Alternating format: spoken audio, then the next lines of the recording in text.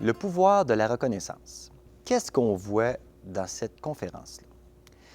En fait, à un moment donné, j'ai eu une commande pour cette conférence-là, puis j'ai eu un flash. Souvent, on dit toujours: Ah, si les cadres donnaient plus de reconnaissance, ça irait bien dans l'entreprise. Puis là, je me suis dit: les cadres, là, c'est-tu des distributeurs automatiques de reconnaissance? Puis si oui, y a-t-il rien que ça à faire d'une journée? J'ai dit: non, non, ça marche pas, ça. Parce que quand on attend après les cadres ou les autres, à un moment donné, il nous donne la reconnaissance. C'est beau, ça fait 5 ans, j'attends.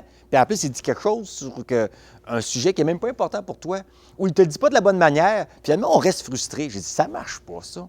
On peut s'y prendre autrement pour avoir de la reconnaissance, parce que c'est très important, de la reconnaissance. Puis là, j'ai eu un flash. Et ça a donné cette conférence-là.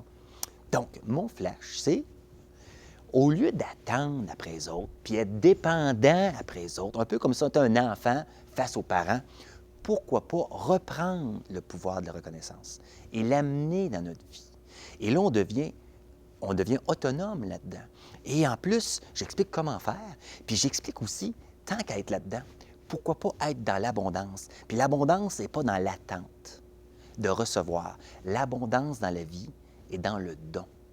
Alors, si on agit de manière humaine, de manière qu'on est vraiment bon pour l'autre, il y a des bonnes chances que la reconnaissance va grandir dans notre vie. C'est un peu comme si j'ai un poêle à bois, puis là, j'ai du bois, puis je dis au poêle, chauffe, et après, je vais te donner du bois, m'attendre longtemps.